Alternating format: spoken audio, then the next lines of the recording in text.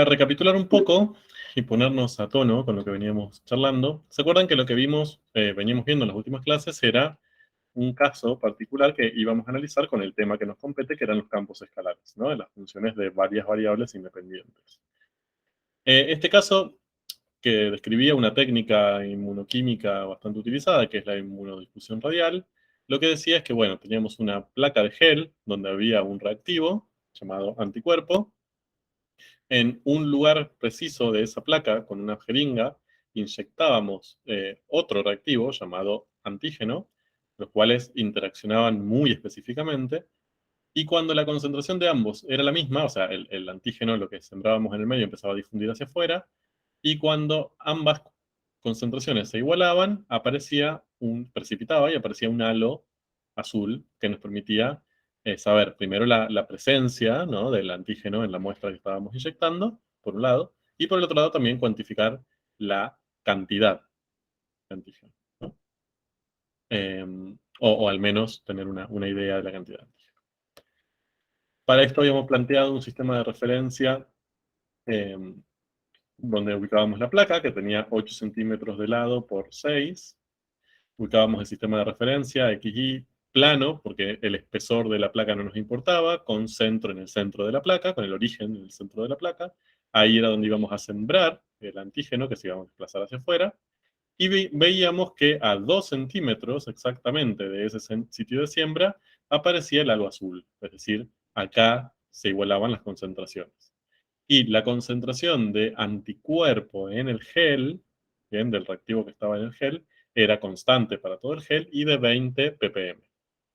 ¿Sí? Entonces, lo que estábamos trabajando era tratar de usar diferentes herramientas para descubrir cuál de estas 4 expresiones, de estas 4 leyes de campos escalares, describían mejor a la distribución del antígeno en la placa. Es decir, que para cada punto de XY en este sistema, que estaba referido a una posición en esta placa de gel, em, cuál de estos modelos era el que mejor representaba la concentración de antígeno en cada punto. Es decir, que si yo tomaba un punto de esta placa, por ejemplo, no sé, el 3,2, bien, que lo ubicaba acá, reemplazaba en los campos, obtenía su imagen, que dijimos que eran números reales, ¿sí? Porque los campos escalares, estos van de R2 a R, bien, después habría que ver si hay que restringir dominio de imagen, pero en principio van de R2 a R, y obteníamos un número real que le íbamos a pensar o interpretar como la concentración de antígeno en la placa, ¿bien? Después de haber difundido. Teníamos estas cuatro expresiones y queríamos ver cuál nos parecía más adecuado. ¿Bien? Entonces hicimos un montón de análisis, presentamos a los campos, bien, lo voy a pasar rápido, pero para no detenerme. Presentamos a los campos escalares, que ahí tienen la definición, esto no lo vieron conmigo, lo vieron con Marisa. Eh, Presentamos a las funciones de dos variables, es decir, el caso particular cuando tenemos dos variables independientes y no infinitas, o muchas, o n, o indeterminadas más que infinitas. Eh, Vimos que había un conjunto dominio, ¿bien? Que era el conjunto de las n-uplas sobre las cuales íbamos a trabajar. En el caso de las funciones de dos variables eran regiones planas, y conjunto imagen, que era los números reales a los que llegábamos cuando aplicábamos el campo, y eran un subconjunto de los reales. ¿Bien? También lo vieron con Marisa, hay varias actividades para calcular dominio, que también las habrán empezado a ver también en tarea de aula. Paso, paso, paso, paso, esto ya lo hemos pasado, lo han trabajado con ella. Y después llegamos a esto, a las representaciones de los campos. Que vimos que había dos formas de representar gráficamente a los campos habituales, que podíamos acceder a las dos, pero que tenían ventajas y desventajas. Una era la representación con software, ¿bien? Y lo que representábamos era la gráfica de estos campos, y otra era el obtener los mapas de contorno. Empezamos con la primera, que era la gráfica, que es análoga a lo que definíamos como gráfica en una función escalar, ¿bien? Donde podíamos proyectando ver tanto el dominio como el conjunto imagen, ¿bien? Si proyectábamos sobre el plano XY o sobre el eje Z, mientras que la gráfica era un conjunto de R3, ¿sí? O sea, de un sistema, lo teníamos que representar en un sistema tridimensional, donde los puntos, que tenían 3 coordenadas, lo podíamos pensar como que sus primeras dos coordenadas se correspondían a un punto del dominio, bien, de la función, mientras que la tercera, la coordenada z, era la imagen que le correspondía a ese punto del dominio. Y lo que íbamos a obtener era una superficie. Así como obteníamos curvas cuando representábamos campos escalares, ahora íbamos a representar una superficie, es decir, un elemento geométrico tridimensional que tenía área pero no espesor. ¿Bien? O volumen. Y lo que vimos en la última clase es que podíamos analizar estas gráficas desde una perspectiva gráfica, desde una perspectiva geométrica, mejor dicho, que fue lo que hicimos con GeoGebra, intersecándola, por ejemplo, con diferentes planos que podíamos graficar y viendo qué pasaba. Entonces, lo que quisimos hacer ahí un poco es acercarnos a hacer una representación de los campos, ya no usando un sistema tridimensional, que este es un sistema tridimensional medio de mentiritas, porque es una representación de un sistema tridimensional, pero en un plano, porque acá tenemos el plano del monitor, ¿bien? Sino que usar específicamente un sistema en 2 dimensiones, no en 3 dimensiones. ¿Qué es lo que se usaba antiguamente, y se sigue usando en muchos libros también, y en muchos acercamientos a este tema, que son los mapas de contorno. Entonces, lo que empezamos a definir, no sé si se acuerdan, era la traza. Bien, y vamos a repasar un poco esto. La traza era la curva que obteníamos al intersectar la gráfica de un campo, el gráfico del campo que estamos estudiando, con algún plano coordenado, es decir, con el XY, el XZ o el YZ, ¿sí? Es decir, los planos que incluían 2 de los 3 ejes coordenados del espacio, o también algún plano paralelo a él. ¿Bien? Entonces, acá teníamos las trazas. Esta era la primera definición que vimos, que el otro día la estuvimos jugando con ellas, ¿se acuerdan? Íbamos poniendo diferentes ecuaciones de estos planos, que siempre tenían la forma x igual a un número, y igual a un número, z igual a un número, dependiendo de a qué plano coordenado eran paralelos. Y lo que encontrábamos eran las curvas de intersección entre la gráfica con estos planitos. Y después definimos las curvas de nivel, ¿bien? Que eran ahí, estaban un poco emparentadas, eran primas, pero no eran lo mismo. La curva de nivel, que la habíamos nombrado como C sub K, ¿bien? Es una curva en R2, o sea, es una curva plana, ¿sí? O sea, una curva bidimensional, a eso voy, cuya ecuación es el campo igualado a una constante. En una constante, un número que pertenece a la imagen de ese campo. ¿Bien? Dicho de otra manera, lo podríamos interpretar de esta forma. Una curva de nivel C sub K es el conjunto de los puntos del dominio de F, es decir, los puntos con 2 coordenadas X e Y, no con 3, todos los puntos que generan la imagen K. Y eso lo escribimos simbólicamente así. La curva C sub K es el conjunto de todos los puntos del dominio del campo cuya imagen es la misma, K, ¿no? Un número, 7, 4, menos 20, lo que sea. Ese K lo importante es que este forma parte de la imagen, ¿no? Del conjunto imagen del campo. Bien. Pregunta que les hago para ver más o menos cómo vamos con este tema. ¿Qué diferencia hay entonces entre una traza y una curva de nivel? ¿Qué diferencias hay entre estos conceptos? Que me puedan decir. ¿Escucho o leo?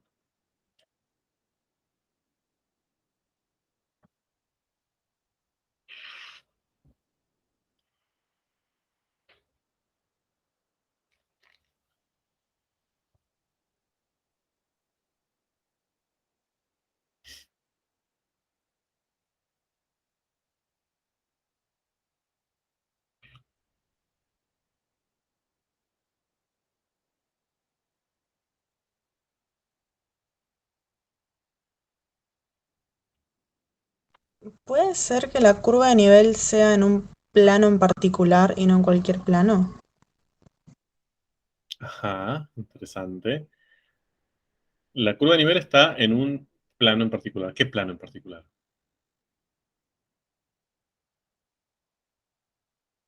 Aquí. Ajá, bien. Interesante. Está en relación con lo que acaba de escribir Juani, ¿no? Como que las curvas de nivel son muchas trazas, ¿bien? Pero si las pensamos solo paralelas al XY. ¿De acuerdo? Más o menos eso quizás Isabel era lo que vos querías decir, ¿no? Como que todas están Sí. relativas a eso. Bien, ¿están de acuerdo? ¿Los demás?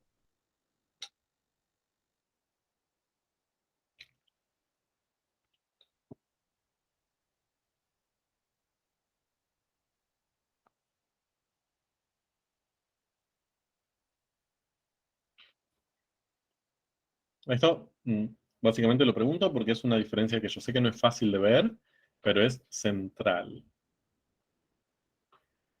Bien, bueno, les diría que ni tirando a no. A ver, lo que ustedes dicen es verdad que eso es un paso a la hora de la construcción de curvas de nivel. Cuando construimos curvas de nivel, tenemos que intersectar a nuestra gráfica con planos paralelos al XY, no ni al XZ ni al YZ. ¿Bien? En eso sí vemos que hay una diferencia, que acá estamos, cuando hablamos de curvas de nivel, estamos refiriéndonos solo al plano XY o a paralelos a él, mientras que cuando hablamos de traza, ya podemos incorporar a los otros planos coordenados. ¿Bien? Eso es una diferencia. Pero cuando intersecamos a la gráfica de un campo con el plano XY o paralelos a este, seguimos teniendo trazas. ¿De acuerdo? Ahí no encontramos curvas de nivel. Ahí encontramos trazas. ¿Sí? No hay ninguna diferencia entre esas trazas con las otras trazas. Siguen siendo trazas, siguen cumpliendo la definición de traza y no cumplen la definición de curva de nivel. ¿Por qué? Porque esas curvas que obtenemos al intersecar con el plano XY, por ejemplo, no es una curva en R2. ¿Bien? ¿Y por qué no es una curva en R2? Sí es una curva plana en el sentido de que yo la puedo incorporar, la puedo incluir dentro de un plano, pero no es una curva en R2, porque para que sea una curva en R2, sus puntos componentes, los puntos incluidos en esa curva, tienen que tener dos coordenadas, no tres. En este caso tendrían tres, tendrían x, y, que pueden ser cualquier número, y en el caso de intersecar con el plano x, y, la z sería cero, pero existiría esa z, aunque sea nula. Yo, cada punto tendría que ponerle una cierta x, una cierta y, y cero en z, pero esa z la debería escribir, no la puedo obviar. ¿Bien? Entonces, por eso no es una curva de nivel, porque siguen siendo curvas en R3. ¿De acuerdo? ¿Cómo hago para transformar esas curvas, esas trazas que obtuve, a curvas de nivel? Las proyecto. ¿Bien? Esa es la palabra correcta matemáticamente. Si lo imaginamos de una manera como un poco más amigable, bien, no precisa, pero amigable, es aplastar esas trazas que fui obteniendo en diferentes alturas, aplastarlas sobre el plano XY y leer ese plano XY como si fuera un plano en dos dimensiones. Eliminar el eje Z, ¿no? O sea, no es dar vuelta y verlo así, sino simplemente el eje Z, eliminarlo, que ahora esas curvas tengan dos coordenadas, X e Y, y la Z ni siquiera aparece. ¿De acuerdo? Fíjense. Voy a ver. Ah, voy a volver para atrás. Miren acá. Miren este mapa de contorno, que se acuerdan que dijimos como mapa de contorno era un conjunto de algunas curvas de nivel. Miren en qué sistema lo representamos. Ahí no tenemos tres ejes. ¿Bien? En el de al lado sí, cuando graficamos, hicimos la gráfica, y ahí podríamos haber graficado, si quieren, puedo intentarlo. Podemos graficar trazas. Bien, ahí. Hay una traza más o menos acá, hay una traza así, una traza acá.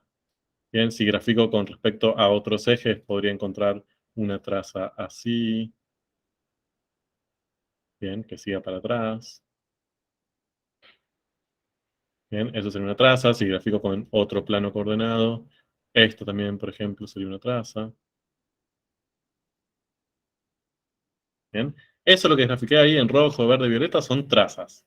Son curvas obtenidas al intersecar con los planos coordenados o paralelos a ellos, Pero fíjense que son curvas en el espacio, las tengo que dibujar tridimensionalmente porque tienen 3 dimensiones esas curvas. Tienen una cierta X, una cierta Y, una cierta Z cada uno de sus puntos.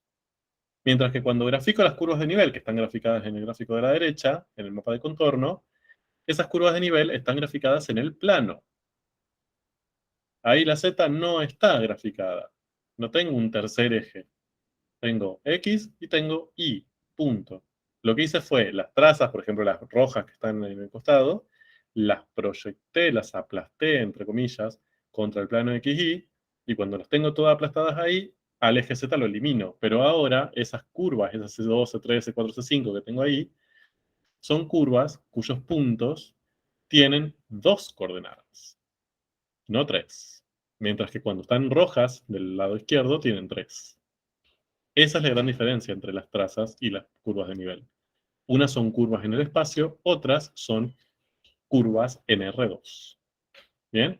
Obviamente, para generar las curvas de nivel, primero tengo que encontrar una traza y proyectarla.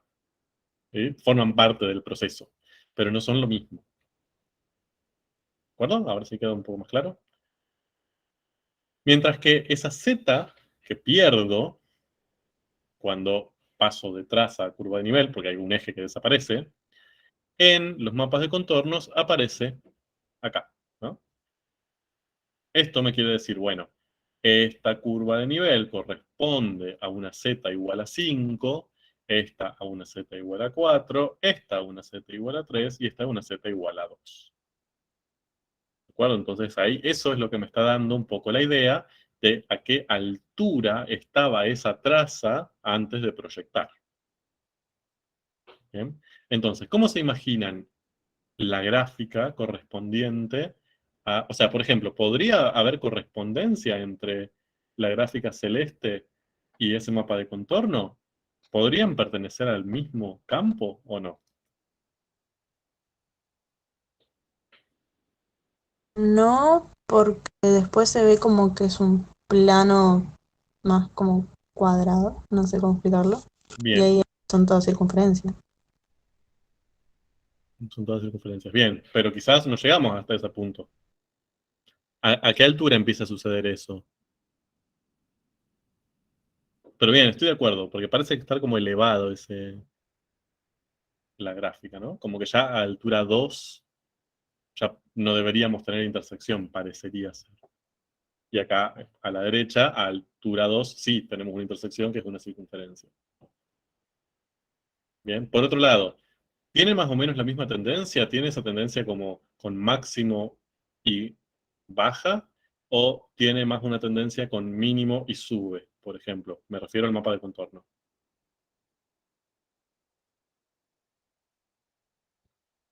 ¿Sí? ¿Se entiende lo que quiero decir? Máximo y baja, porque Muy, empieza a C5 y va agrandándose hacia C2. muy bien. Entonces, mi pregunta es, ¿lo piensan así, como con un máximo, y acá no se llama ramas, sino como la hoja hacia abajo, o con un mínimo con la hoja hacia arriba? Fíjense que acá, a medida que subimos en Z, nos movemos para arriba, ¿bien? Verticalmente, el radio va disminuyendo de las curvas de nivel. Entonces se ubican parecido a las rojas, ¿no? Mientras más altas están, menos radio. Entonces tiene más sentido esta representación que esta. Esta, a medida que yo subo en Z, el radio aumenta. Entonces no está de acuerdo con esto. ¿Bien? Entonces, por eso fíjense que ambas nos dan un sentido de el comportamiento del campo. Bueno, más allá de esto, voy a pasar esto. Eh, Esto fue un poco lo que vimos la última clase, espero que más o menos lo tengan, lo van a ver y recontra rever en práctica también y en los talleres. Em, Lo que les traje ahora, para hacer rápidamente, es una actividad, pero donde no tenemos que recurrir a lo gráfico. ¿Bien? Hasta ahora recurrimos a lo gráfico, me parece interesante empezar por ahí. Tienen la posibilidad de hacerlo porque tienen GeoGebra disponible, lo van a poder usar en el parcial, lo van a poder usar en el final, digamos como queremos que usen ese tipo de software, pero también hay muchas veces, y les va a pasar a lo largo de sus carreras, cualquiera sea, que van a tener que hacer análisis de campos escalares sin necesidad de graficar, ¿bien? O al menos sin tomarse el trabajo de hacerlo. Entonces, un poco ver cómo podemos trabajar con esto, con las trazas y con las curvas de nivel, sin necesidad de recurrir al gráfico. Entonces, fíjense ahí, les traje un ejemplo tonto, pero creo que es representativo. Les dice, tengo esos dos campos escalares, ¿no? F1 y F2, con sus leyes. Campos que van de R2 a R. Después tendríamos que ver si hay alguna restricción de dominio, que creo que no, de hecho, no, ninguno tiene restricción de dominio, o sea, los dominios de los dos campos son R2. Y nos piden varias cosas. La primera es que decidamos su signo. ¿Qué me dicen ahí?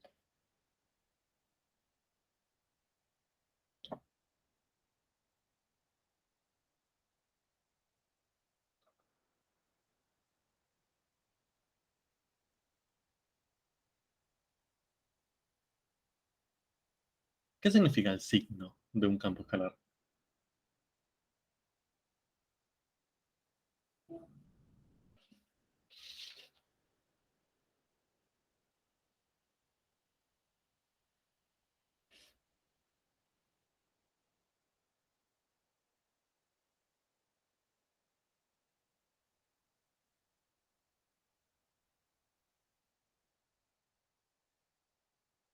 Mm.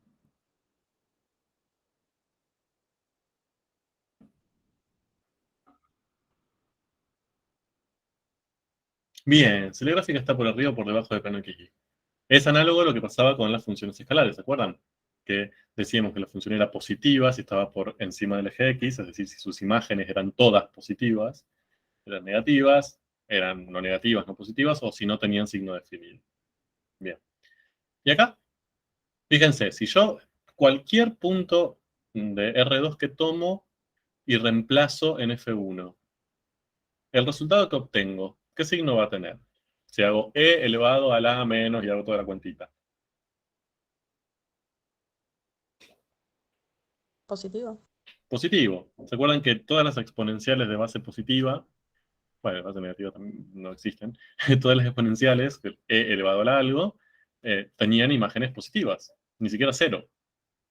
¿De acuerdo? Entonces, todas esas zetas que obtengo con el F1, F sub 1, van a ser positivas. Entonces, F sub 1 va a ser positivo. Va a ser un campo que si yo lo grafico, va a estar siempre por encima del plano XY. Todas las imágenes van a estar por encima, o sea, en la Z negativa, la Z positiva, perdón.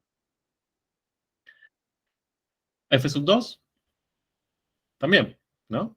Tengo un cociente entre algo positivo en el numerador, porque i cuadrado más 1 necesariamente para cualquier valor de i, y ni hablar de x, que ni siquiera aparece, para cualquier valor de i, el numerador va a ser positivo. ¿De acuerdo? Y el denominador también, por lo mismo que dijimos antes. Entonces, un cociente entre dos números positivos siempre va a dar un resultado positivo, es un campo positivo.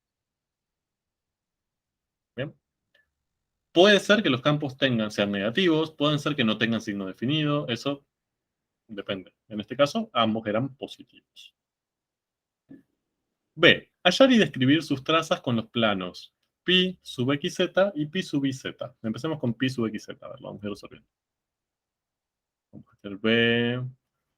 Entonces, si yo quiero hallar su traza, voy a empezar, no sé, con F1, F sub 1, y quiero hallar y describir las trazas con los planos pi sub xz, lo que tengo que hacer es intersecarlo, ¿no? Es decir, buscar cuál es la curva intersección por definición de traza entre la gráfica, bien, esto en realidad acá debería decir gráfica, de F sub 1 con el plano XZ.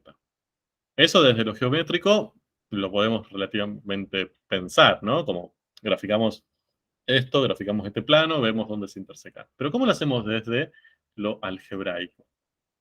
Ustedes saben que siempre que tenemos que hacer una intersección tenemos que plantear un sistema de ecuaciones, ¿no? Lo habrán visto, más que nada en matemática 1. Eso. Entonces, ¿por qué un sistema? Porque ambas ecuaciones, la que representa a los dos elementos que estoy queriendo intersecar, deben cumplirse al mismo tiempo. Estoy buscando los puntos que cumplan ambas ecuaciones al mismo tiempo. Por eso le pongo esta llave. Entonces, yo lo que tendría que intersecar sería este campo, cuya mm, ley yo ya conozco, que es esta, que estoy arriba. con este otro elemento, cuya ecuación ya dedujimos. ¿Se acuerdan cuál era la ecuación del plano coordenado pi sub xz? ¿Cómo podíamos representar algebraicamente a ese plano? Y igual a 0. Muy bien.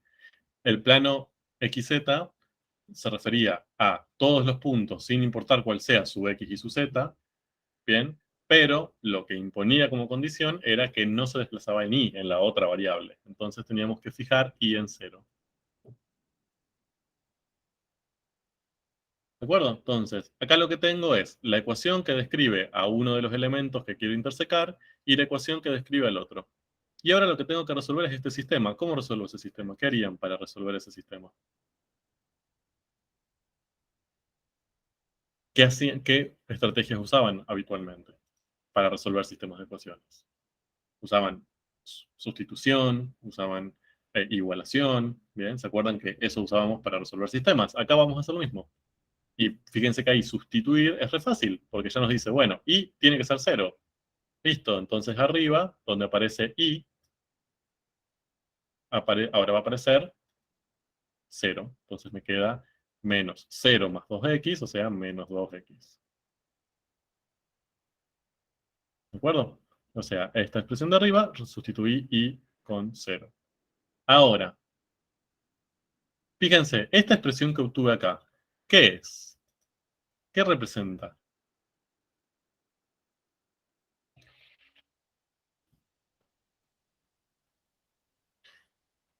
¿Cómo la puedo pensar, en realidad? La puedo pensar como z, pero que ahora solamente depende de x. Fíjense que ya no depende de y. Porque y no es porque no dependa de y originalmente, sino porque ahora yo ahí la fijé constante en 0. Entonces lo que encontré es como si fuera, ¿bien?, la ecuación de una curva en el plano zx, en el plano xz, mejor dicho, que no depende de y, porque y sabemos que va a ser 0 siempre, porque por eso encontramos la intersección con el plano xz. ¿Bien? Y la forma de esta, si nosotros graficamos el plano xz, ¿bien?, la forma de esta curva la conocemos. ¿Sí? Ya sabemos cómo es. Es una cosa más o menos así, ¿no?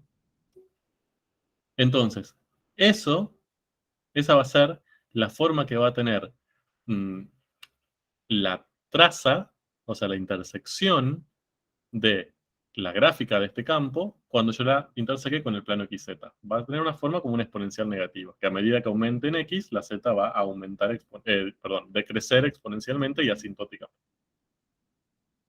Así de sencillo. O sea, algebraicamente podemos encontrar una expresión algebraica para esa curva simplemente haciendo una sustitución tonta. ¿De acuerdo? ¿Más o menos me siguieron? ¿Cómo harían ahora para encontrar la intersección de F1, F sub 1, o la traza de F sub 1, cuando intersecamos con el IZ?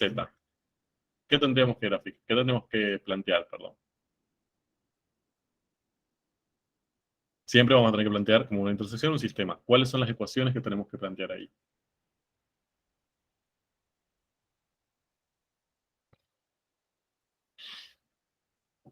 Z sería lo mismo y ahora es x igual a 0. Perfecto. Como tenemos que seguir intersecando el gráfico de F1, la primera ecuación es la misma. Lo que cambia es que ahora, en vez de intersecar con el plano XZ, intersecamos con el IZ, la ecuación del plano XZ es x igual a 0. Entonces ahora z va a depender de y, porque ya de x no, x es constante y 0. Y al sustituir acá, me quedaría e a la menos i. Bien, entonces si yo grafico en un plano zi, lo que tendría acá sería algo muy parecido, ¿no? Sería algo que baja más lento. Entonces es algo, una cosa así. Claro, bueno, quedan parecidas, pero no lo son tanto. Entonces, esto, si ustedes lo piensan en un sistema tridimensional, voy a ver si me sale, esto va a ser va a requerir mucho de su propia imaginación, perdón, ¿no? Que acá tienen el X, el Y y el Z. Esta curva, esta traza que yo encontré acá y la pude representar acá, si lo ubico en el sistema tridimensional, ahora la voy a ubicar en el plano ZX, ¿no? Entonces voy a intentar dibujarla con el mismo color. Fíjense, a medida que X aumenta, Z disminuye de manera asintótica. Eso lo voy a dibujar así, ¿no? Mientras que esta que encontré acá en celeste clarito, la tengo que graficar en el plano ZY, que justamente es el plano, digamos, del monitor para este sistema. Entonces, a medida que Y aumenta, Z disminuye asintóticamente también. Va a ser algo así. ¿De acuerdo? Y ahí encontré dos de las intersecciones de la gráfica de este campo con el plano ZX y el XZ y el YZ. Entonces ya puedo más o menos imaginarme cómo es la gráfica. Probablemente sea como una superficie plana con forma de tobogán que baja hacia mm, cuando nos alejamos hacia ustedes, ¿no? Cuando salimos del monitor hacia ustedes. Para que tengan más o menos una idea. ¿Bien? Entonces, fíjense que esto que hablábamos de las trazas, que la veíamos gráficamente, también las podemos encontrar, y no muy complicadamente, desde lo algebraico, por eso se han usado mucho. ¿De acuerdo? Bien, no sé si tienen alguna duda, si no, como siempre, vayan parándome, ¿eh? No, no.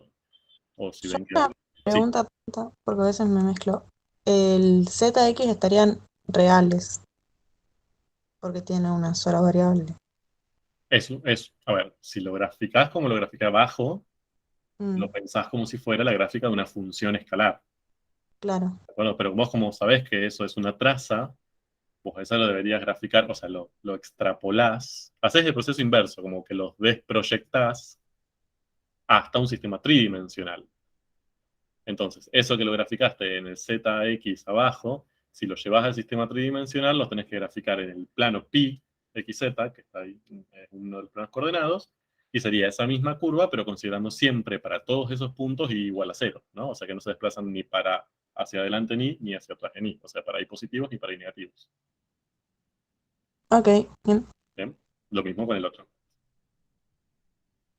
Bien, si no hay más dudas, borro esto. C. Les dice, bueno, pueden hacer el F sub si quieren, no me interesa hacerlo.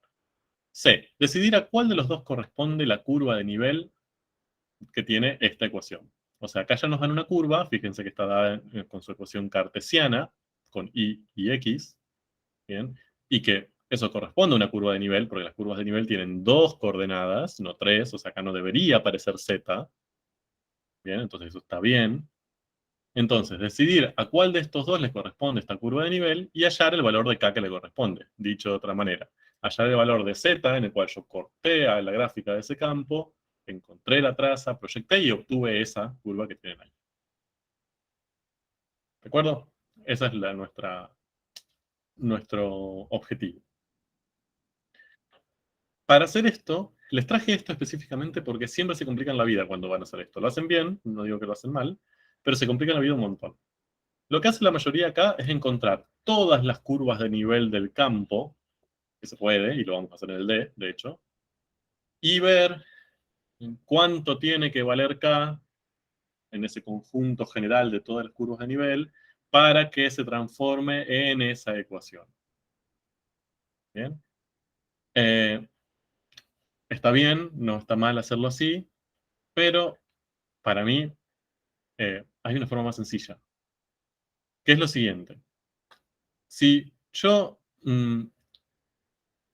utilizo, digamos, eh, o me muevo sobre todos los puntos de esta curva de nivel, ¿bien? Que son puntos del dominio de mi campo, ¿sí?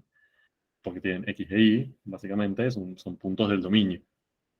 ¿Qué debería pasar con la imagen? O sea, yo agarro repito, agarro cualquier punto cualquiera, cualquier punto de esa curva que tengo ahí. Es decir, agarro, no sé, por ejemplo, el X vale 3 y Y también vale 3. Bien, de hecho, si hacen la cuentita, les da. No, miento. No, 3 menos 3. X vale 3, Y vale menos 3. Es un punto que pertenece a esa curva de nivel. Agarro X3 y menos 3 y lo reemplazo en el campo que corresponde, ¿no? El campo que tiene a esa curva como curva de nivel. ¿Qué va a pasar con la imagen? Si lo hago con cualquiera de esos puntos.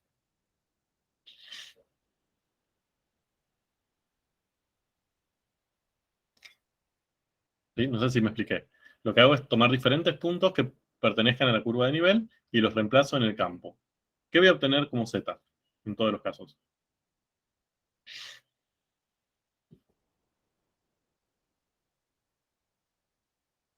La misma imagen. La misma imagen, ¿no? O sea, no sé si eso les resultó intuitivo, pero todos los puntos que pertenecen a la misma curva de nivel son todos los puntos del dominio que comparten la misma imagen, que la imagen en este caso es K, ¿no? Entonces, yo básicamente lo que podría hacer es intersecar, ¿no? Las leyes, a ver, mm, otra vez, las leyes de estos campos, por ejemplo, el primero y el segundo, lo voy a separar, lo voy a intersecar, es decir, voy a resolver ambas ecuaciones al mismo tiempo con esta. Entonces voy a decir, bueno, a ver, ¿qué pasa cuando solamente me muevo en estos puntos del dominio en ambos casos? ¿No? Dicho de otra manera, en vez de poder trabajar con todos los puntos del dominio de este campo, que puede ser cualquier punto de R2, es decir, cualquier par XY que se me ocurra, yo solamente voy a trabajar con estos pares XY, con los que cumplan estas ecuaciones. Por ejemplo, no voy a poder trabajar con el 0, 0, porque el 0, 0 no cumple esta ecuación, entonces lo descarto. Solamente me quedo con los que cumplen esta ecuación. ¿Bien? Veamos.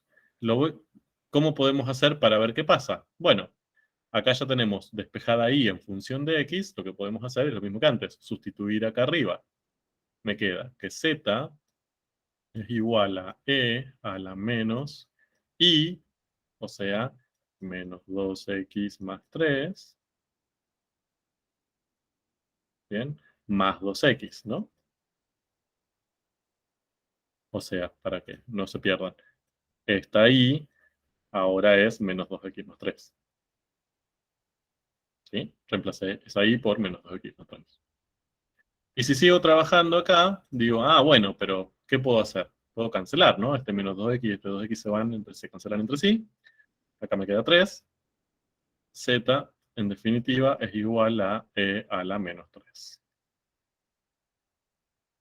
¿Qué significa eso? ¿Cómo interpreto ese resultado?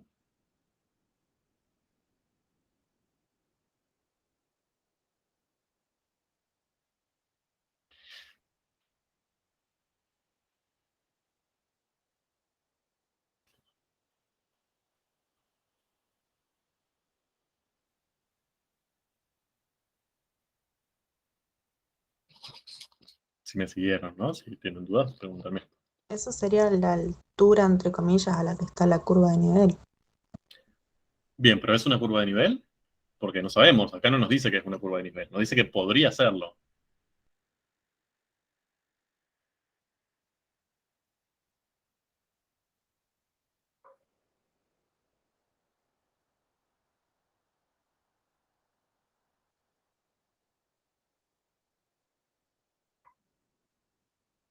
Ujú.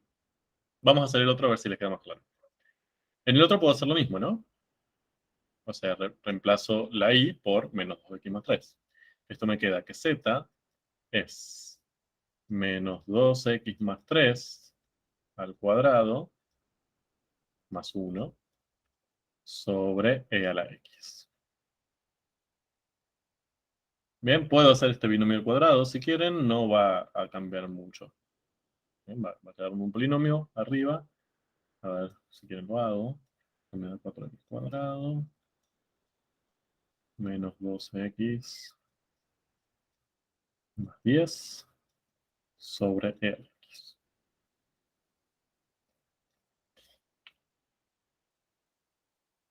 Muy bien. ¿Qué me dicen ahora comparando ambos casos? Que el Claro. primero sería una curva de nivel porque es un valor constante. Perfecto. Bien. Fíjense, ahí, si yo me muevo en cualquiera de los puntos, porque acá no estoy fijando un punto, estoy tomando cualquier punto de esa curva C sub k que tenía ahí, y la reemplacé, todos esos puntos directamente los reemplacé en la ley del campo, y lo que obtengo para todos esos puntos del dominio cuando calculo la imagen es la misma imagen. Es e a la menos 3, que es un número irracional, pero no importa, es un único número real constante siempre. Dicho de otra manera, para cualquiera de esos puntos del dominio, siempre se le va a asignar la misma z. ¿Bien? Por eso es una curva de nivel. Contrariamente sucede en el segundo caso. Si yo hago el mismo procedimiento, la z, la imagen que obtengo, ahora no es constante, depende de x, depende del x del punto que yo tome, me va a dar distintas z, que va a ser el resultado de hacer toda esa cuenta horrible que quedó ahí. Entonces, a veces me va a dar una cierta z, después me cambio de punto, me va a dar otra z distinta. Entonces, lógicamente ya no voy a estar sobre una curva de nivel, porque no voy a estar a la misma imagen siempre, no voy a estar a la misma altura, entre comillas, si lo pensamos geométricamente. ¿Se ve? Entonces, haciendo esto, pueden fácilmente demostrar que la primera, o sea, que esa curva es una curva de nivel para f sub 1 y no lo es para f sub 2, sin necesidad de encontrar todas las curvas de nivel. ¿Y qué más encontraron ahí? Rápidamente. El valor de K, El valor de K. ¿Cuánto vale K? Ahí, E a la menos 3. E a la menos 3. Ese K, o sea, ese valor de Z constante que yo fijé para hallar esa curva de nivel, es justamente E a la menos 3. ¿Por qué? Porque es la imagen constante que obtengo al aplicar el campo sobre todos esos puntos del dominio. ¿De acuerdo? Bien. Si alguno tiene una duda, me la dice, es el momento. O callen para siempre. O vayan a consulta. Bien, ahora, otra cosa que les pida, que les pide el D. Hallar el conjunto de curvas de nivel para el campo anterior. ¿De acuerdo? Entonces, bueno, ahí esa es otra cosa. Ahí ya no tenemos para f sub 1 hallar todas las curvas de nivel, no solamente, no demostrar que una es, simplemente tenemos que hallar todas. Bien, ¿cómo lo hacemos? Borro esto. Entonces, acá lo que hacemos, que este paso siempre les complica un poco la vida porque es abstracto, pero no es tan terrible, es, ustedes tienen la ley de f sub 1, ¿no? Reemplazo esto por z para no complicar la vida.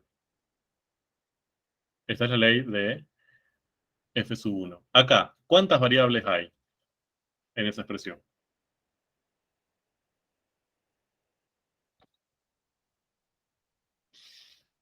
3. 3. X e Y, que son las independientes, que son las que yo debería decidir. Y cuando decido esas dos, la función me devuelve la tercera variable, que es la dependiente, que es la z. Y el otro donde z varía según x, que es. Valentina, a ver, el primero es una curva de nivel con k igual a l menos 3, estamos de acuerdo. Y el otro no es ninguna curva de nivel. Punto. No tiene ningún nombre. Ahora, si yo hago esto,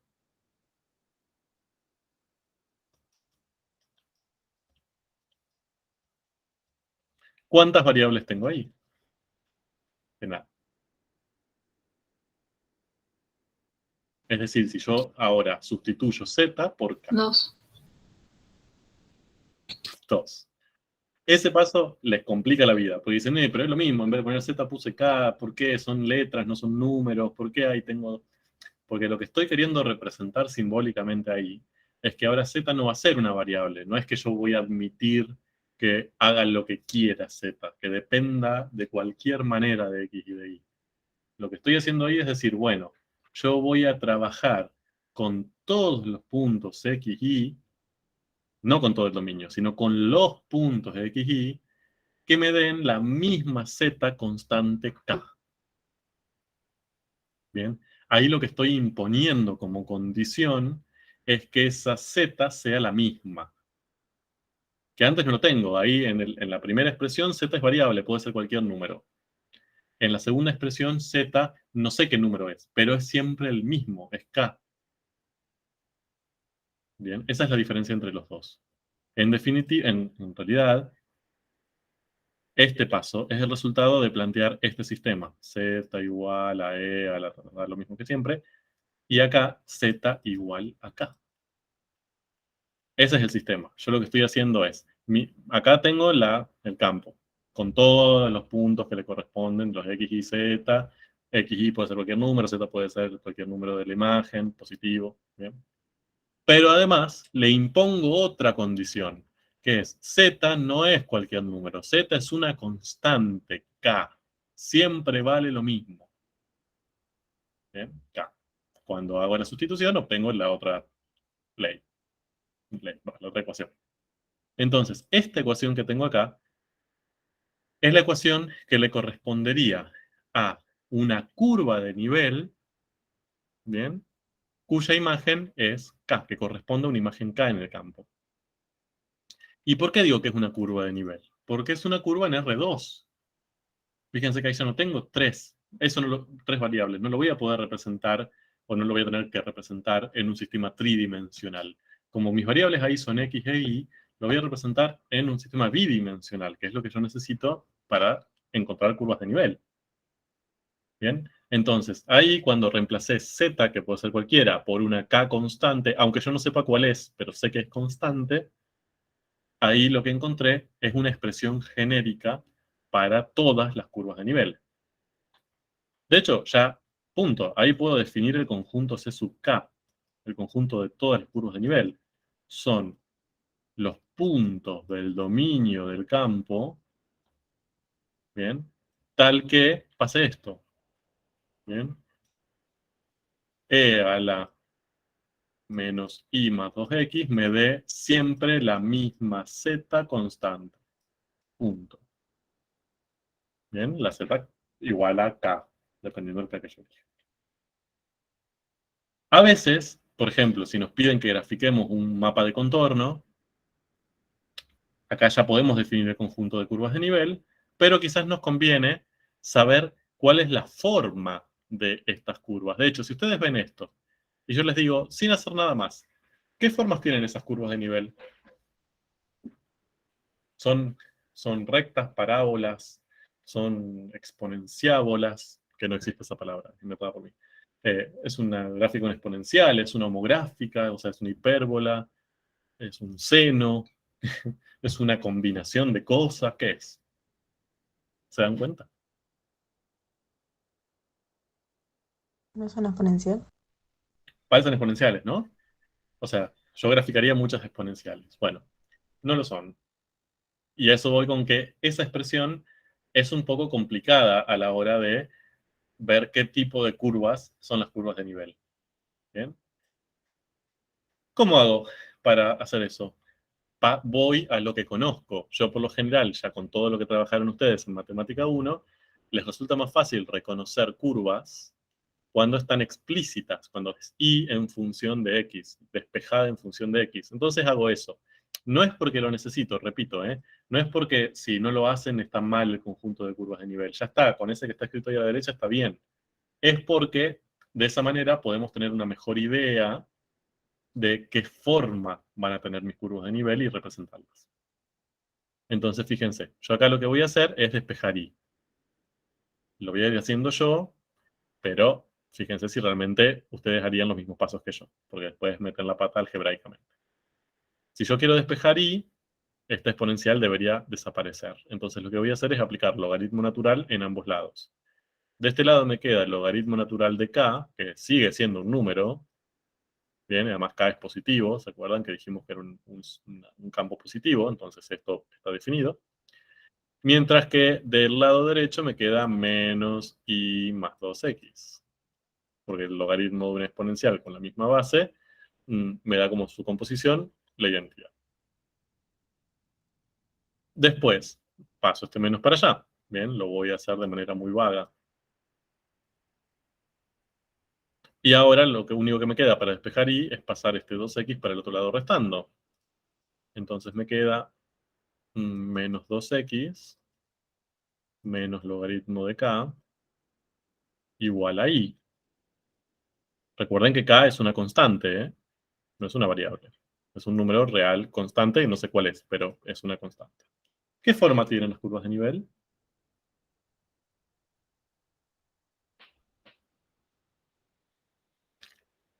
Un logaritmo. No. K es una constante. O sea, el logaritmo de K es un número. Ahí, no es una variable, no, eso no varía. Ustedes van a definir un valor para K, cualquiera, no sé, 2, lo van a reemplazar y ahí van a Es obtener una la curva de lineal. nivel. Son todas lineales. Y de hecho hasta me pueden dar más datos. Son todas lineales con pendiente menos 2. O sea, son todas lineales decrecientes. Fíjense que la pendiente de esas rectas no cambia. Siempre es menos 2. Lo que cambia es la ordenada del origen, que esa es la que depende de Z, ¿no? De K. Pero la pendiente no.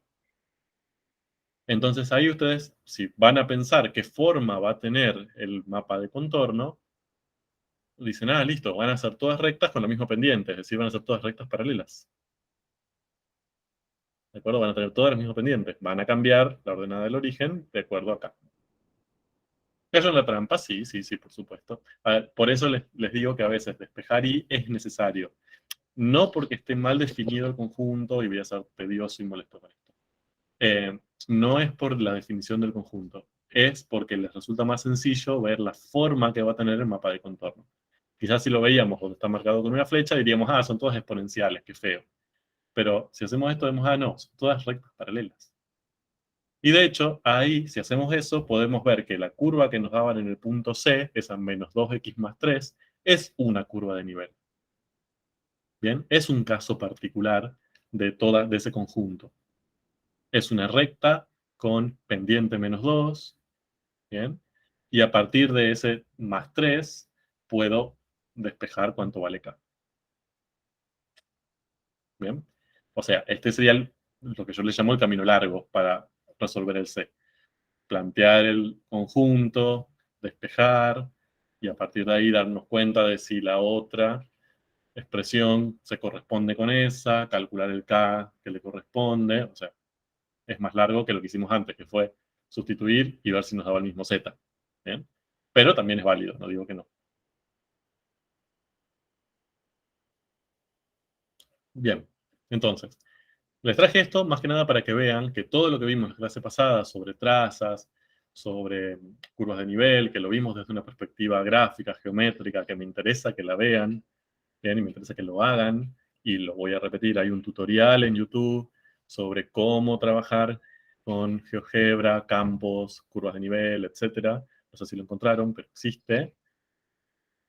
Háganlo, jueguen con GeoGebra cuando estén ahí como saturados de estudiar química. Bueno, pónganse a jugar con GeoGebra un rato y a graficar campos, para que es divertido, aunque no lo crean. Y eso es, digamos, ya per se interesante. También hay un correlato algebraico. Todo eso se puede hacer desde el álgebra, ¿bien? Mm, sin pasar por lo geométrico. Y son dos estrategias alternativas para llegar a las mismas conclusiones. Esto es necesario que lo hagamos también, porque si ustedes cuando lleguen a física o fisicoquímica o estadística, les van a hablar sobre, bueno, esto es una curva de nivel, esto es una traza, el interseco. Si no tienen la parte algebraica no van a entender nada. ¿Bien? Quizás después se lo muestran gráficamente y dicen, ah, era una pavada. Bueno, tienen que poder conectar ambos mundos. Bien, no sé si tienen alguna duda con esto. Por lo pronto, nos queda pendiente, y esto se los voy a dejar para que lo hagan ustedes. Está en el PowerPoint que les subí ya esto, pero que lo tengan como práctica. Nosotros dijimos que en nuestro problema que habíamos planteado, aparecía un halo a 2 centímetros, y en una distancia de 2 centímetros, por lo tanto en una circunferencia de 2 centímetros de radio, centrado en el sitio de siembra, y que ese halo aparecía cuando la concentración de antígeno y anticuerpo eran iguales. Entonces ahí, ¿cuánto vale C? ¿Se acuerdan? ¿Cuánto tenía que valer C para todos esos puntos?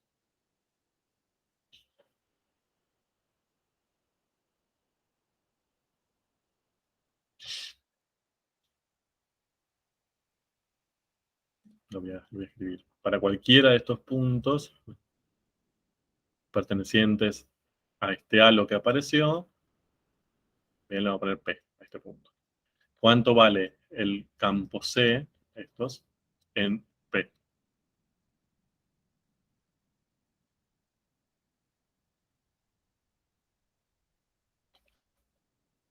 B, bien, que era la concentración del anticuerpo en el gel, tenían que ser iguales. ¿De acuerdo? Entonces, eso, a ver, entonces ahora, esta circunferencia de los campos C, ¿qué es? Si ahora le ponemos nombre, que ya lo conocemos, y lo podemos definir con una palabra precisa matemáticamente.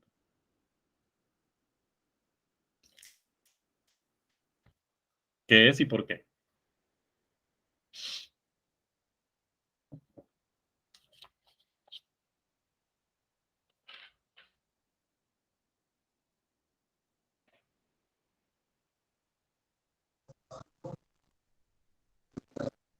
Una curva de nivel.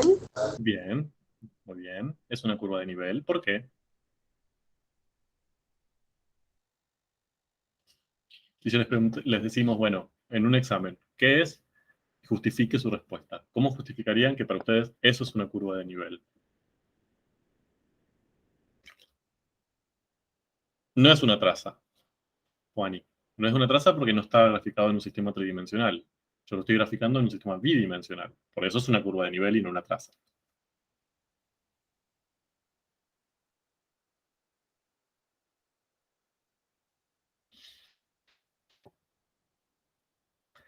Si ustedes dicen, esto es una curva de nivel y lo tienen que justificar, recurran a la definición.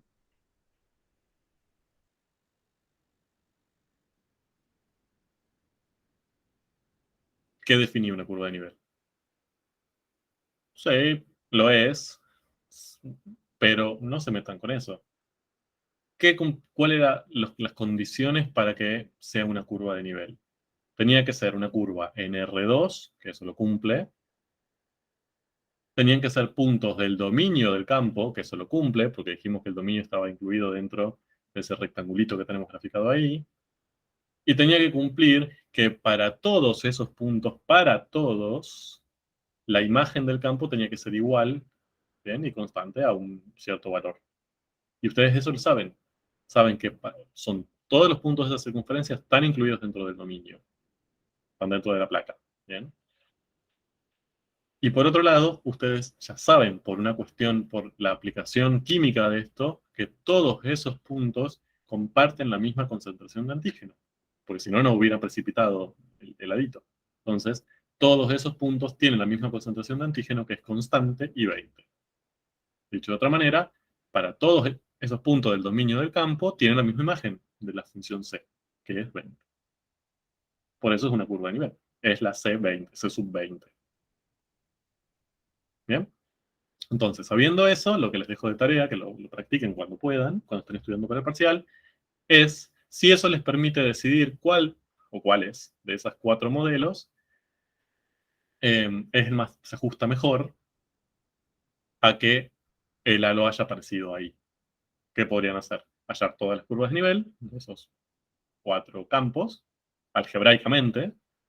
Bien, lo pueden hacer gráficamente, pero les pido que lo hagan algebraicamente, hallen todas las curvas de nivel y se fijen si la curva correspondiente a una circunferencia centrada en el origen de radio 2 tiene imagen 20. ¿De acuerdo? Si alguno lo es, bueno, es una observación que me permite decir, bueno, esta es adecuada.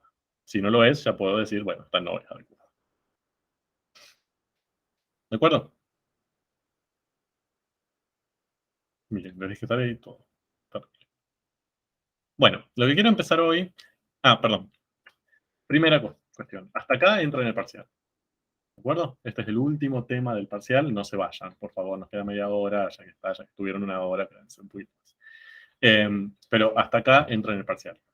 Es básicamente los conceptos iniciales de campo, que son definición, sus conjuntos asociados, dominio, imagen, su representación gráfica, gráficas, mapas de contorno, curvas de nivel, traza, todo esto que estuvimos trabajando, tienen un montón de actividades en la práctica, el taller se aboca a eso, punto. Esta es la primera parte del tema, y hasta ahí va a entrar en el parcial.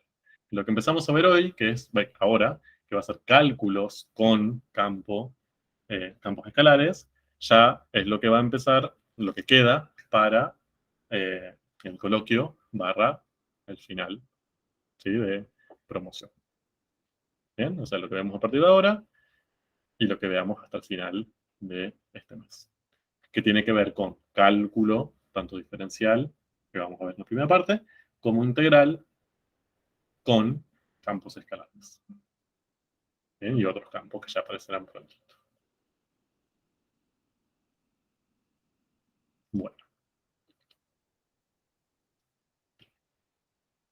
Vamos.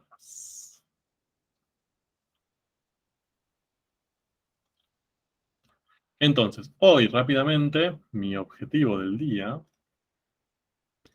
es contarles, como siempre que empezamos a trabajar con cálculo, con nuevos tipos de funciones, es el trabajo con las ideas centrales del cálculo, con las ideas nucleares del cálculo que después nos permiten definir, ya sea todo lo que es las derivadas y el cálculo diferencial, y las integrales y el cálculo integral, que son, como dijimos, ¿se acuerdan? Los límites. Entonces la idea ahora es empezar a pensar muy rápidamente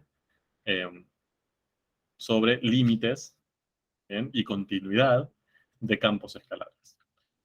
Entonces, para eso les traigo este ejemplo, ¿bien? Más que nada para pensarlo, no vamos a meternos mucho en este tema. Tenemos dos campos escalares de R2 en R, ¿no? F y G, con estas sus leyes. Bastante feas las leyes, pero no importa, no vamos a tener que hacer mucho con esto. Bueno, la pregunta es cómo se comportan estas funciones en el origen y en sus puntos cercanos. Entonces, si yo les pregunto, ¿cómo se comportan esas funciones en el origen? ¿Qué tendrían que hacer para responderme? Reemplazar por 0. Por 0, 0, ¿no? O sea, 0, ver qué 0. pasa en el F en 0, 0 y G 0, 0. Que ya verán, viendo ese denominador, que el denominador me da 0 en ese caso. Por lo tanto, no existe imagen para ninguno de esos dos campos en el origen de coordenadas. Dicho de otra manera, el origen de coordenadas no está incluido dentro del dominio de esos campos. ¿De acuerdo? Ahora, otra cosa que yo le pregunté, ¿cómo se comportan los campos en las cercanías del origen? Ahí ya es otra cosa. En el origen sabemos que no están definidos, pero bueno, en las cercanías quizás sí. De hecho, están ambos definidos en las cercanías, pero ahí la pregunta es otra. Y nosotros ya sabemos que cuando estamos hablando de qué pasa en la cercanía, o cómo se comporta una función cuando nos acercamos tanto como queremos a un punto del dominio, lo que tenemos que plantear es un límite. Entonces, para responder esto, lo que les traigo en primer lugar son dos tablas. ¿Bien? Esto es algo parecido a lo que van a encontrar en el taller 6. ¿Qué son esas tablas de doble entrada? Simplemente, así como en Matemática 1, ¿se acuerdan que usábamos tablas con la X por un lado y la Y por el otro, y asignábamos a esta X está ahí, esta X está ahí, esta X está ahí? Ahora, para los campos escalares no podemos hacer eso. Vamos a necesitar tablas de doble entrada. Tenemos que definir cuánto vale X y cuánto vale Y, y para cada par X y Y le corresponde un Z. Eso es lo que tienen ahí, ¿no? Dicen, bueno, cuando X vale 0,5 y Y vale 1, entonces hago la intersección entre estas dos cuestiones y acá encuentro el valor de la variable dependiente. Es decir, cuando las independientes valen 0,5 y 1, la dependiente vale 0,759. Y acá van a ver que yo me estoy acercando, ya sea por derecha o por izquierda, a 0 en X, y por derecha o por izquierda a 0 en Y. Entonces, básicamente, si me acerco a este casillero que tengo acá, que lógicamente está vacío, me estoy acercando al origen, ¿bien? Ya sea por X, por Y, o incluso combinando X e Y, ¿no? Porque acá fíjense que ambas están disminuyendo, bueno, ambas están disminuyendo o ambas están aumentando, ¿bien? No sé, más o menos para que lo entiendan. Acá es lo mismo, esta es la misma, solamente que cambió la ley, entonces los números, las imágenes son distintas. Bien. ¿Qué me pueden decir? A ver, ¿cómo se comporta la violeta cuando me acerco a el origen? ¿Qué Acerca comportamiento? uno. Se acerca a 1, ¿no? Fíjense que si yo me acerco mantengo constante i, bien digo, bueno, i va a ser 0, ¿no? O sea, me muevo en la columna i igual a 0. Y me acerco en x, de cualquiera de los dos lados que me acerque, la imagen tiende a 1, de hecho es prácticamente 1. Lo mismo si mantengo fija x y me acerco por y de los dos lados, o sea, uso una fila. Y también si me acerco en las diagonales, es decir, muevo x e y al mismo tiempo, también tienden a 1.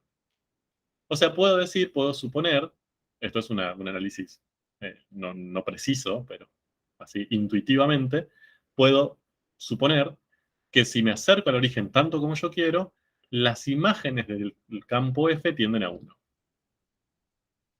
¿Qué pasa en el otro caso? En el rosa.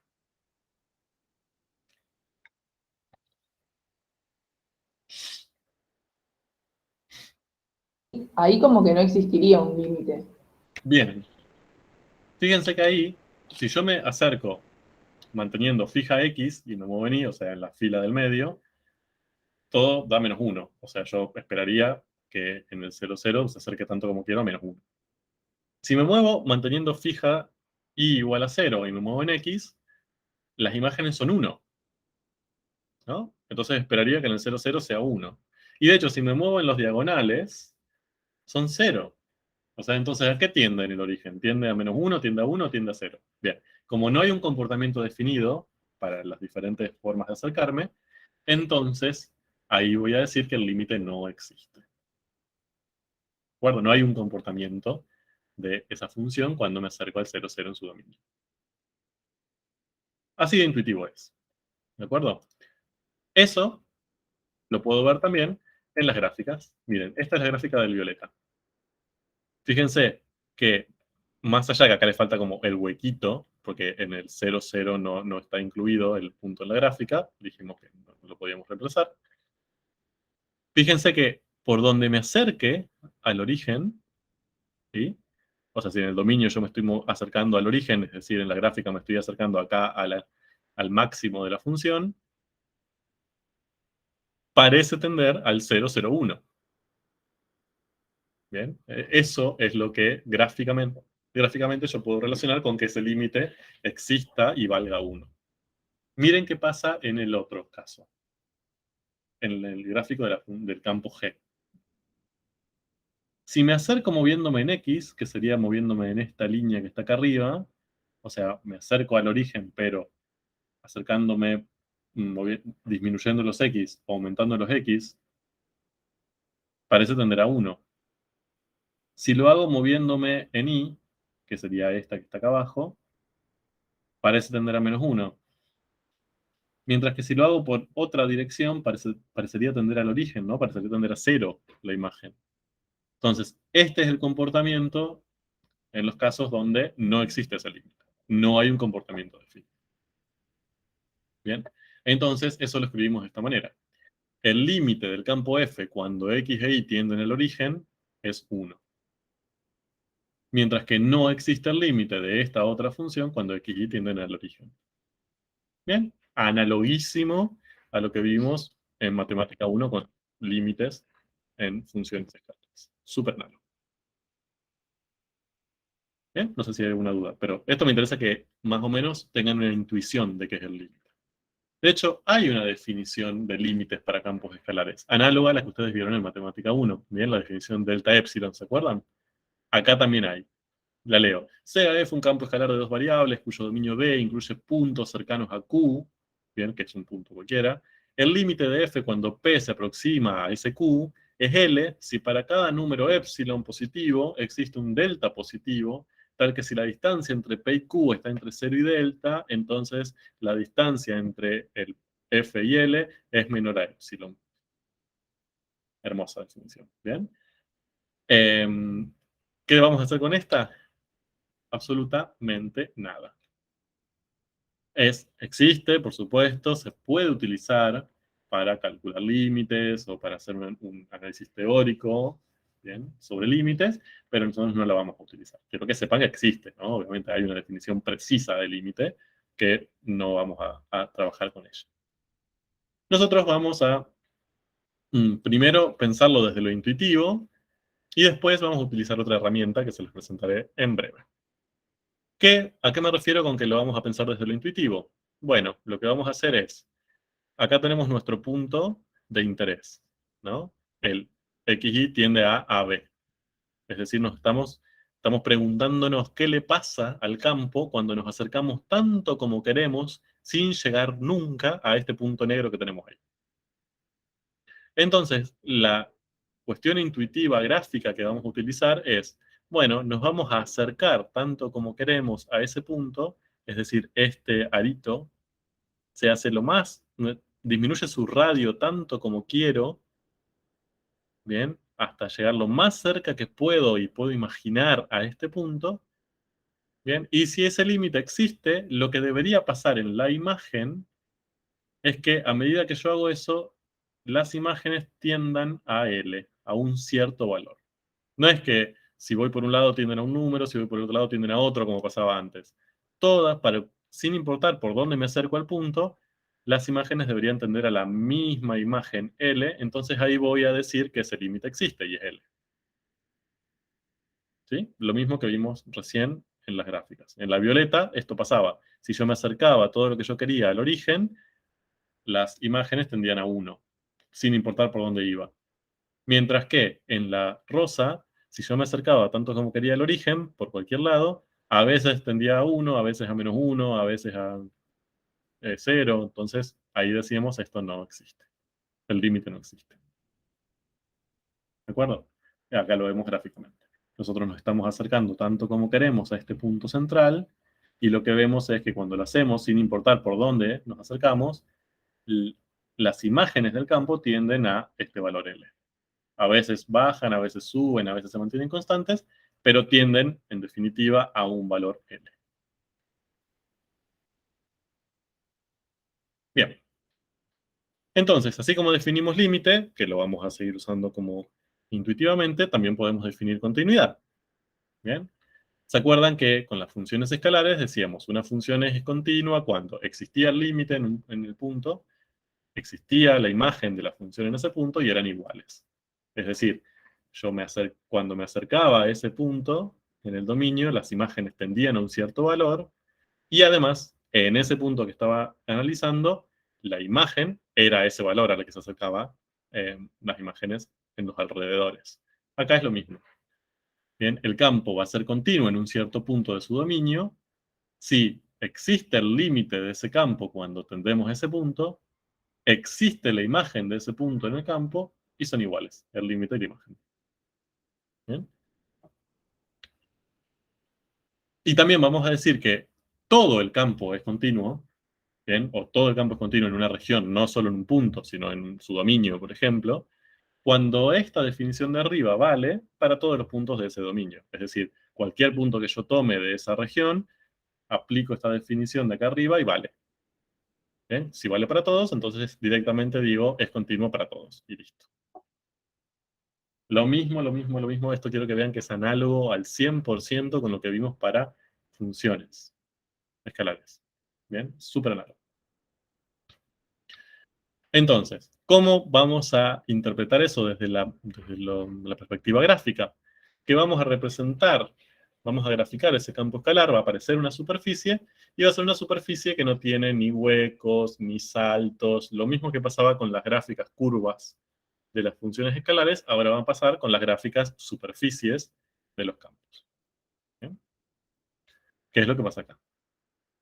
¿De acuerdo? Estas dos gráficas que habíamos representado antes, ninguna de las dos son continuas.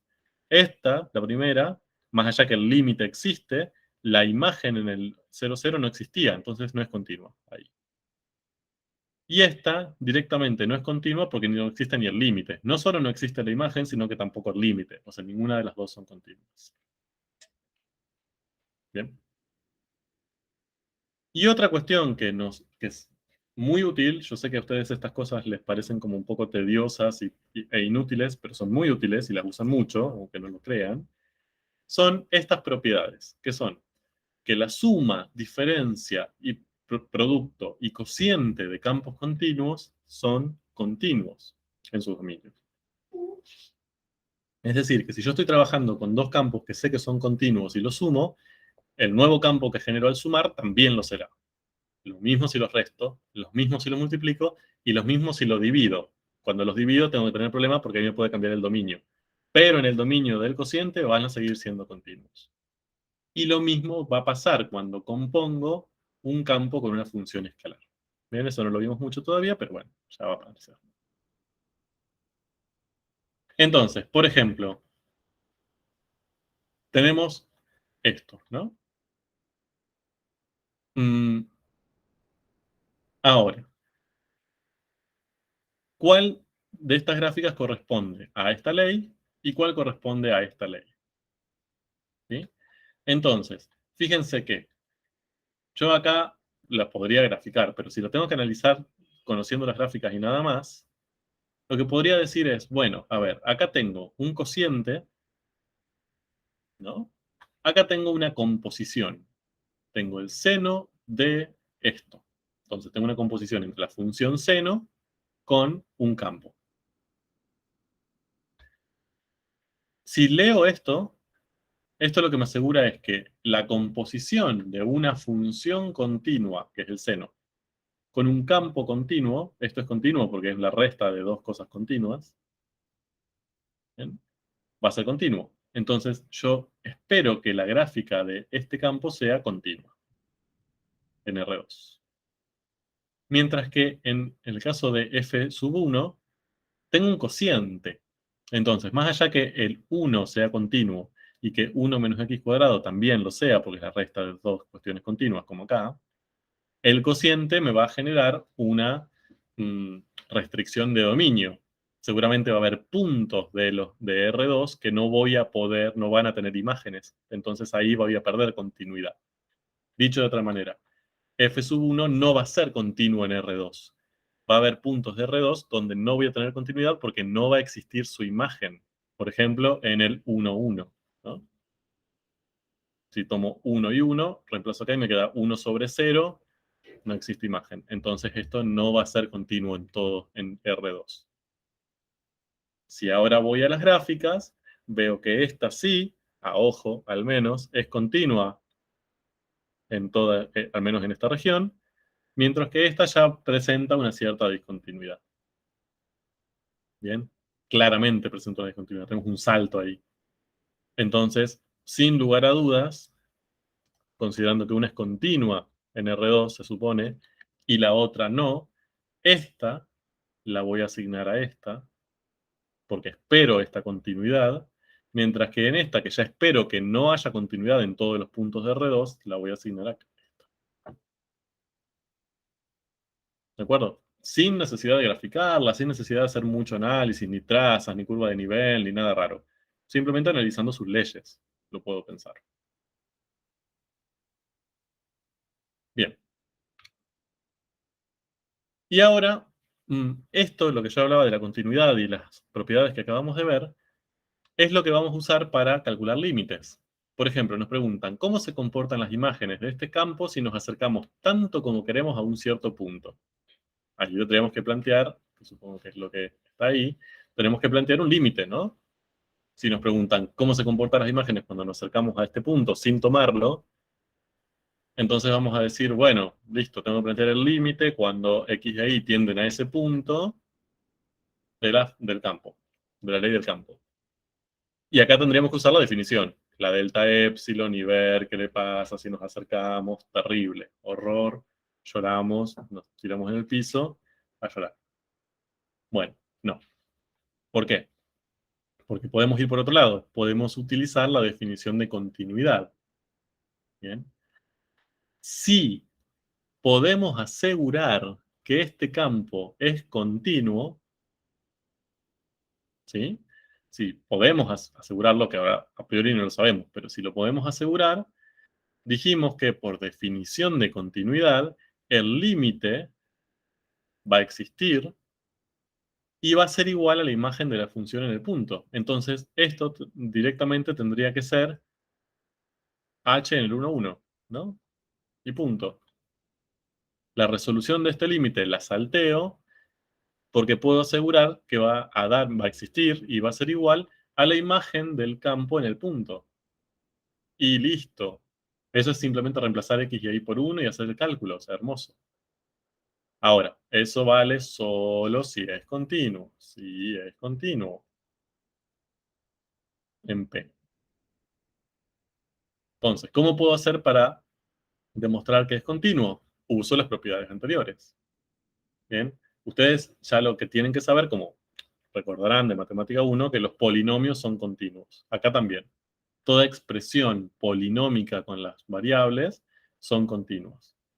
Entonces, x es continua, x cuadrado es continua, x a la séptima es continua, bien, 9y es continua, bien, todo lo que tenga que ver con polinomios, no sé, 3y cubo menos 2y es continuo, bien. Entonces, acá yo lo que puedo ver es que tengo x que es continuo, y es continuo, 1 es un polinomio también, es continuo. X cuadrado es continuo, y cuadrado es continuo, 1 es continuo. Acá tengo producto entre dos continuas, así que todo esto es continuo. ¿Bien? Acá tengo resta entre dos continuos, por lo tanto es también continuo.